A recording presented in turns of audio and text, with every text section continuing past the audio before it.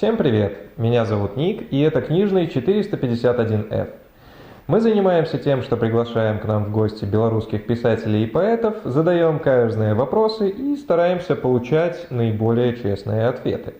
Также каждый подписчик может оставлять в комментарии свой вопрос к этому видео и задавать вопрос писателю, этому либо будущему. Но лучше присылайте все свои вопросы на адрес book451f@gmail.com. Сегодня у нас в гостях удивительный человек. Он знаменитый писатель из Минска. Он лично знаком с президентом Швейцарии и уверен, что грустные книги самые лучшие. Что ж, поприветствуем. Сегодня в гостях у книжного 451F Кирилл Стаселько. Привет, Кирилл. Привет, Аня. Как дела? Круто. Кирилл Стаселько – это псевдоним? Не, конечно, это имя, прозвище соправдное. А у тебя было вообще когда-нибудь желание писать не под своим настоящим именем, а под псевдонимом? Не бачу сенсу в этом. Ну, то, коли б у меня было там ім'я там Родинка Пупкін, то напевно, да. А так, в принципе, у меня имя, прозвище, достатково стандартное, тому... Кирилл у нас писатель. Давай поговорим о твоем творчестве. Какие у тебя есть уже опубликованные книги, и можешь ли ты о них рассказать? Первая книга – это «Дзіцячы маніфест», это сборник. Там есть оповесть и несколько опавяданняў, якія ў літаратурных часописах друкаваліся. И другая книга – это роман «Маргиналис». Который у нас сегодня здесь, да? Так. Это уже цельный текст. Одна книга вышла, вот недавно было перавыданне, уже другая вышла. Понял. А можешь подробнее о них рассказать? Калі казаць пра зборнік, то там тэксты дастаткова розныя, але ў прынцыпе можна сказаць, што яны вельмі блізкія да магічнага рэалізму. Маргіналіс. Что это за жанр такой? Гэта як прыклад «100 год адзіноты» Маркеса, гэта таксама ў тым жа жанры. Але ўсё ж такі адрозненне ёсць. А Маргіналіс ён больш такі ўсё ж такі рэалістычны, без нейкіх элементаў містыкі, фантастыкі ці яшчэ нейкіх такіх штук. Але, в прынцыпе, першы і другі тэкст, яны такія, можна сказаць, некамфортныя ў пазітыўным сэнсе. Яны не забаўляльныя нейкія жанры ці тэксты. Яны месцамі досыць такія змрочныя, меланхалічныя, песімістычныя могуць быць. Як я сказаў, зноў-такі, часам некамфортныя для чытача, але гэта зроблена дзеля таго, каб чытача ўсё ж такі выцягнуць з зоны камфорта, каб больш стымулу было пра нешта задумацца, за некаторыя рэчы зачапіцца, якія, як мне здаецца, немагчыма зрабіць у межах комфортнага тэкста. А я знаю, что какая-то из твоих книг была чуть ли не лидером продаж в Беларуси. Какая первая? Это «Маргиналис», так, потому что это другая, там уже и сам текст больше спелый, и информаційная кампанія была больш цікавая. Тому яна, в принципе, и зараз на Узбай таксама там висіць лідеры продажаў. Вот сразу по ходу вопрос, а где их можно купить? Паўсюль ёсць, зноў-такі, Узбай, сетка Белкніга, калі ў Мінску казаць Акадэмкніга, калі праз інтэрнэт, гэта можа быць там і Сімбал-бай, і Галіафы-бай, і ў Мінску гэта і кнігарня Логвінаў, і Модны кутак і так далей. І таксама гэта кніга ёсць у электроннай версіі на кнігарня-бай, то бок можна, хто любіць чыталкі такія электронныя, купіць значно таннее электронную версию. Расскажи, а помнишь ли ты тот момент, когда тебе в голову пришла замечательная идея стать писателем? У меня не было, як у Ньютона, там, калі яблок зваліўся. Это хутчэй працэсуальнасць такая, чым нейкі такі момант. Таму досыць складана будзе гэта вспомніць. Но вот все же тот момент, когда ты, не знаю, сел за компьютер, за ноутбук, взял в руки телефон и вот из тебя полилось. Калі казаць пра пачатак менавіта напісання такіх тэкстаў, гэта было яшчэ ў школе. Камп'ютар у мяне ўжо быў, ўсё было, але я ўсё роўна пачынаў з таго, што пісаў рукой у нататніках, а потым уже перанабіраў гэта ў камп'ютар. Это, напэўна, апошнія класы школы, першыя універсітэта. А вот сейчас, Кирилл, тебе больше нравится писать на бумаге, либо на телефоне, либо на ноутбуке, либо вообще, может, печатная машинка? Такі стандартны варыянт гэта ёсць нататнік, ёсць нейкая папяровая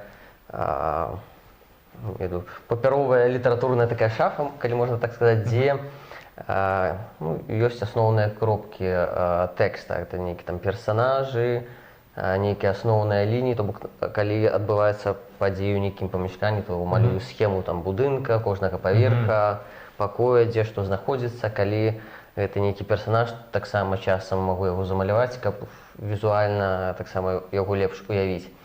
Але гэта такія моманты, якія дазваляюць у напісанні тэкста. Сам же тэкст пішу у камп'ютары. Калі недзе ў дарозе, часам вельмі рэдка бывае, што на тэлефоне. А вот на телефоне ты какими приложениями пользуешься? Evernote там, звичайно. Писать книги для тебя – это хобби или все-таки что-то большее? В принципе, зноў-такі, я не люблю так нейкі жорстка размяжоўваць, там, дзе праца, дзе там асабістае жыццё, дзе хобі. Гэта частка майго жыцця, мне гэта цікава, мне гэта падабаецца. Тое самае можна сказаць там і пра тое, што іншыя б назвалі працай. Гэта таксама для мяне недзе хобі, недзе ўсё ж такі праца, якая прыносіць грошы. Але ў любым выпадку не магу так адасобіць жорстка. Это ўсё ж такі то, што мне падабаецца ў першую чаргу. Писатель, если посмотреть со стороны незнакомому с ремеслом человека, писать, это проще простого. Кажется, садись и пиши все, что придет тебе в голову. Расскажи о том, почему трудно написать книгу. Может быть, это и просто кому-то не ведаю. Калі браць нават самае, адкінуць такія, может быть, рэчы, як там ідэя, стыль, не ведаю, мова, там нейкія цікавосткі, жарты ці яшчэ нешта, а просто сам працэс нават напісання тэхнічна ўзяць, это ўжо само па сабе цяжка.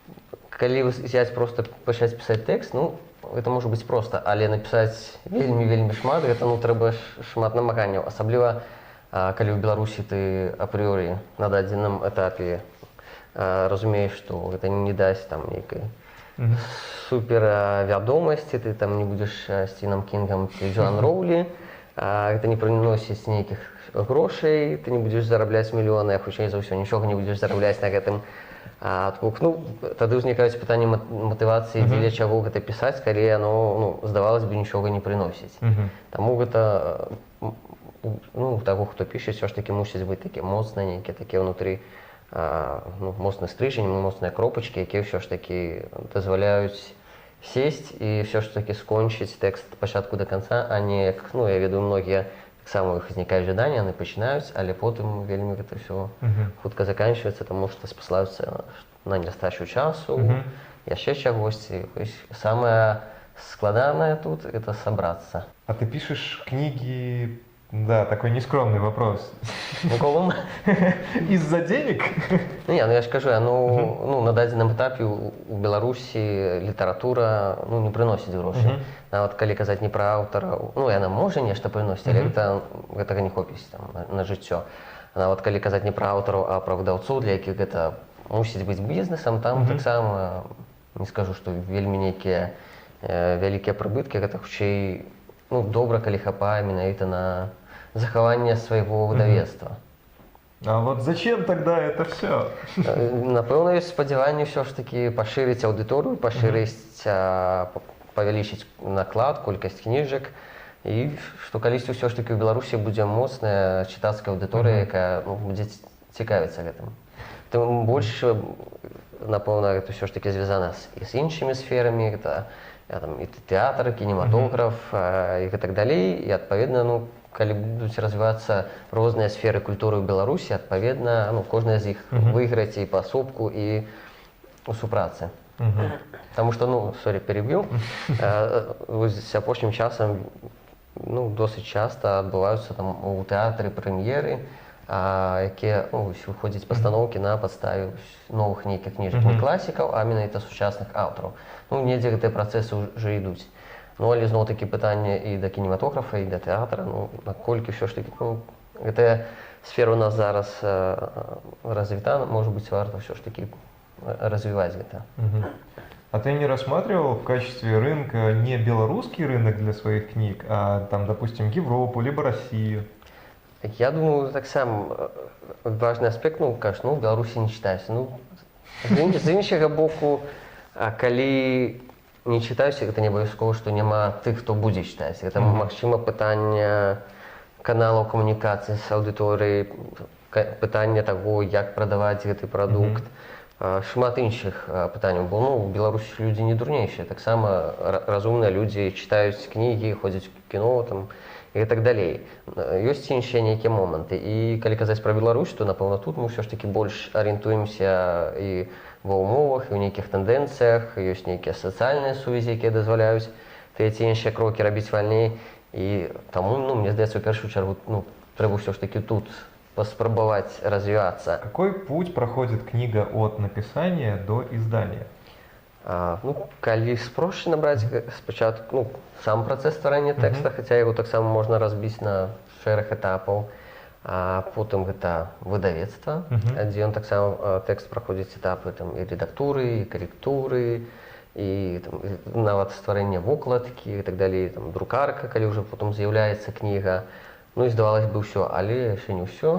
Вялікая частка, прынамсі, калі казаць пра мяне, для мяне вялікая частка, акрамя напісання тэкста, я яшчэ мушу займацца прамоцыяй кнігі, займацца інфармацыйнай кампаніяй. Таму гэта нават можа быць не меншая праца, не меншы кавалак за напісанне самога тэкста. Інфармацыйная кампанія, якая можа быць кароткай, вялікай і так далей. І непасрэдна сам продаж кнігі. Аўтар чытаючы купляе, чытае, і можа быць потым нейкія водгукі, рэцэнзіі, могуць быць фідбэк і так далей. А как ты думаешь, это нормально вообще, что в Беларуси рекламой своей книги занимается сам писатель? Это ненормально, але, калі паглядзець, это такая зразумелая абсалютна сітуацыя. Выдавецтва ці адмысловыя агенцыі займаюцца рекламой, промоцией, калі у іх ёсць сродкі не толькі на непасрэдна рекламу, нейкія банеры ці яшчэ нешта, але хаця б на дадатковых людзей у штаце, якія б маглі займацца канкрэтна гэтым кавалкам працы. Але калі грошай няма ў выдавецтву, і тым больш няма ў выдавецтве аўтара грошай на нейкія адмысловыя агенцыі, на спецыялістаў у гэтай сферы, займацца гэтай справай няма каму. І адпаведна аўтар можа проста напісаць тэкст і, як кажуць, забіць, а можа ўсё ж такі паспрабаваць таксама, як бы гэта не было цяжка, крыўдна ці нейкая іншая сфера, якой ты не займаешся, але паспрабаваць таксама нейкія намаганні прыкласці для пашырення сваёй аўдыторыі. В Беларуси, у белорусского рынка прозы, поэзии есть будущее? Пра паэзію не ведаю, я там не вельмі арыентуюся, можа быць, в самім рынку ў прозе. Так, натуральна, ёсць, я думаю, але пытанне таксама не толькі волі, але некаторых аб'ектыўных умоваў, якія звязаны і з падаткамі на кнігавыдавецкую дзейнасць, і увогуле стварэннем і інфраструктуры, у тым ліку стварэнні, развіцці нейкіх інфармацыйных каналаў і так далей, прэмій літаратурных, шмат чаго. Гэта вялікі комплекс, які, конечно, недзе ўсё ж такі задзейнічаны розныя людзі. Як у Беларусі часам, што адні і тыя ж асобы займаюцца і літаратурай, і прэміямі, і рэцэнзіямі, яшчэ нечым. Але, в прынцыпе, чым больш сферы развіваюцца, тым больш яны дыферэнцыююцца, і тым больш специализуются гэтыя людзі. Вот ты затронул тему культуры. Казалось бы, в Беларуси культура вроде как есть. Ты говоришь о том, что ее нужно развивать. Вот такой тонкий момент. Так само, культура увогуле, калі взять, я веду подручники, энциклопедии, то дефиниции, что такое культура, их некалькі сотен. Зноў-такі, што мы разумеем пад культурай, ёсць культура, нават культура піцця, ёсць палітычная культура і так далей. Такая катэгорыя вельмі неадназначная. Гэта я зрабіў такую ремарку для таго, каб цяпер падысці да таго, што мы, напэўна, разумеем аднолькава, напэўна. Але ёсць культура такая, якая ў музеях, там ёсць беларуская мова, ёсць нейкая беларуская культура, якая ж, але у некаторай ступені яна такая сакральная, музейная, якая, а ёсць культура актуальная. Таксама можна сказаць, не будзем там дзеліць на масавую і элітарную, але, калі казаць пра актуальную, это ўсё ж такі недзе, такі масавы недзе прадукт, гэта поп-прадукт, калі ўзяць вось чым зараз цікавіцца моладзь, яна глядзіць, што амерыканскія фільмы часта, еўрапейскія фільмы, кніжкі чытаць таксама еўрапейскія, амерыканскія, там недзе расійскія. З'яўляюцца новыя там тренды, там телеграм, стикеры розныя. Это все частка жыцця паўсядзённага, гэта таксама з'яўляецца там часткай культуры жыцця, часткай культуры асобнага чалавека. Зноў-такі не падзяляем там, не будзем там на масу ці элітарную і так далей. У гэтым плане, калі паглядзець, вот дзе тут беларуская культура? Да, ёсць, выходзяць беларускія кніжкі, выходзіць нават беларускае кіно, з музыкай можа быць трошкі лепш сітуацыя, але гэта зноў-такі не з'яўляецца чымсьці масавым, не з'яўляецца вось такой часткай паўсядзённага жыцця. Гэта для кола такіх аматараў, там хтосьці лічыць сябе інтэлектуалам ці яшчэ нешта, але гэта не з'яўляецца такой масштабнай нейкай з'явы. Теперь перейдем к нашим 3 основным рубрикам. Первая рубрика – совет начинающим писателям. У нас в стране есть молодые писатели. Есть же, да? Думаю, что Слава есть. богу. Прямо сейчас, будем надеяться, они смотрят на нас. И сейчас, Кирилл, ты можешь повлиять на судьбу молодых Джорджей Мартинов или Джоан Роулинг. Поделись, пожалуйста, советом, куда обращаться молодым авторам, чтобы их работу заметили. Мне трэба новые конкуренты. Окей. Подожди, мы только говорили о том, что надо рынок развивать. Трэба самим на ноги стаць. Якія парады менавіта куды звяртацца, ці ўсё ж такі некія? Как сделать так, чтобы их заметили вообще? Перш за ўсё, я думаю, трэба тэкст напісаць. Асноўная парада, самая галоўная, гэта ўсё ж такі быць смелымі, настойлівымі і самаўпэўненымі. То бок, нават калі хтосьці крытыкуюць, зноў-такі меркаванне заўсёды рознае, нават калі 10 чалавек пакрытыкавалі, адзін толькі пахваліў, гэта не значыць, што гэта рэпрэзентатыўны нейкі такі зрэз. Трэба быць упэўненым у сваім тэксце, у сваіх сілах, гэта асноўнае. Бо, натуральна, калі асабліва чалавек пачынае пісаць і нават адзін крытычны водгук, ён можа, просто падарваць всякае жаданне, чалавек падумае, не буду ніколі гэтым займацца, тым больш гэты водгук, напэўна, ўжо ўсе прачыталі, убачылі, што пра мяне думаць, але, я думаю, ўсё ж такі асноўнае верыць у сябе, у свае сілы, бо і пытанне ўспрымання, пытанне розных меркаванняў, і нават іншы аспект, што любы графаман, нават калі ён там добра падыдзець да пэўных этапаў, можа прадавацца лепш, чым самы геніяльны аўтар. Бо на рынку шмат прыкладаў, калі ёсць не самыя лепшыя творы, як прыклады мастацтва, але яны вельмі папулярныя ў той час, як значна лепшыя, вартыя рэчы з пункту гледжання экспертаў, нейкіх спецыялістаў, не так запатрабаваны масавай аўдыторыяй. Таму тут таксама шмат нюансаў і галоўнае знайсці свою аудиторию. И у нас вопрос от читателя. Напоминаю, что в этой рубрике любой зритель может оставить вопрос писателю. Сделать это просто. Достаточно оставить комментарий под видео, либо прислать его нам на почту book451f@gmail.com. Итак, сегодня у нас следующий вопрос. Вопрос от зрителя Павел Васильевич. Он спрашивает. Я смотрел сериал «Блудливая Калифорния». Смотрел? Кто же его не смотрел? Он о писателе. Я думаю, что его каждый писатель должен посмотреть. Он о писателе. По фильму он писал романы за одну ночь. Ставил бутылку бренди или виски перед печатной машинкой и начинал работать. Неужели роман действительно можно написать за одну ночь, как это показано в фильме? Там, здаецца, все ж таки он не за одну ночь все свои книги писал. Але ёсць прыклады пісьменнікаў, якія за сваё жыццё напісалі сотні, там нават до 500 романаў, нават больше романаў. Ёсць прыклады аўтараў, якія весь свой час працавалі, у іх была сям'я, і яны пісалі, там, напрыклад, падымаецца на 3 гадзінкі раней і пішуць раніцай толькі. Ёсць такія прыклады, то бок аўтараў, якія вельмі плённыя, і вось гэта пытанне, дарэчы, дысцыпліны. Не ведаю, як за ноч, але за тыдзень дакладна ёсць такія прыклады ў літаратуры, калі за за тыдзень, нават за некалькі дзён людзі пісалі сапраўды раманы і не самыя дрэнныя. Какие книги, Кирилл, тебя самого в свое время вдохновили стать писателем и вообще начать писать? Или просто три любимые? Ну, калі казаць, вот, зноў-такі звяртацца да маргіналіс, да гэтага рамана, там ёсць біяграфічныя таксама такія моманты, дзе я кажу, што імкнуся не выкарыстоўваць такія катэгорыі, як там самы любімы, самы нелюбімы, ці яшчэ нешта. Ну, яно вельмі моцна абмяжоўвае, таксама імкнуся не ствараць нейкіх, як кажуць, куміраў, не таму, што там надта рэлігійна, але таму, што гэта таксама вельмі ўсё ж такі абмяжоўвае.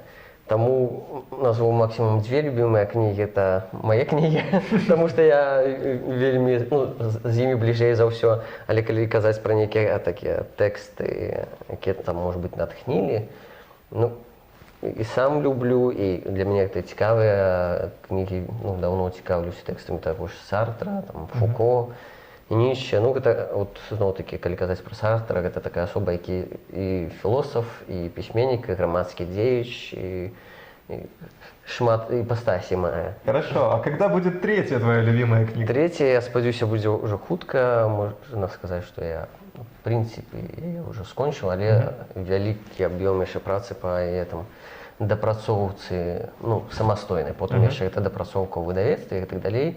Ну, спадзяюся, што хутка будзе, але хто яшчэ не паспеў прачытаць папярэднія 2, якраз будзе час. А она отличается вообще по сюжету, по стилистике от предыдущей? Да, яна вельмі адрозніваецца, як бы другая кніга была такім вялікім эксперыментам. Там не было галоўнага героя, не было класічнай структуры. Што казаць пра новую кнігу, то тут ўсё ж такі будзе адзін нейкі герой ці прататып, вобраз, альбо, як там кажуць, архетып. Ось, а жыццё якога, ну, будзе падзелена ў тэксце там, на часткі, кожнай з якіх будзе адпавядаць, акрамя пэўнага ўзросту героя, таксама пэўны гістарычны перыяд, свая краіна, а да таго ж філасофская канцэпцыя і жанр. Это вось такі, як мне здаецца, ну, такі эксперымент, таму што сам па сабе раман, ён будзе складацца з абсалютна, як бы, незвыклых жанраў, ну, якія знаходзяцца ў звязцы. Там недзе будзе казка, недзе дэтэктыў, недзе хорар, фантастыка і так далей. Таму, але гэта ўсё зноў такі праект, калі гэтыя розныя часткі будуць суіснаваць у пэўным ўсё ж такі комплексе. Яны не будуць ствараць нейкі дысананс, але будуць адна адну дадаваць.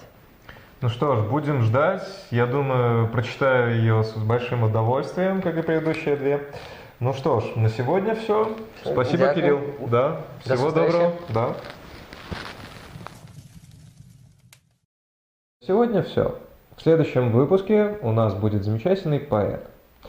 Подписывайтесь на наш канал, ставьте лайки и помните, больше подписчиков, больше лайков, больше гостей мы приглашаем к нам в гости и узнаем о таинствах поэзии и прозы в Беларуси. Всем пока.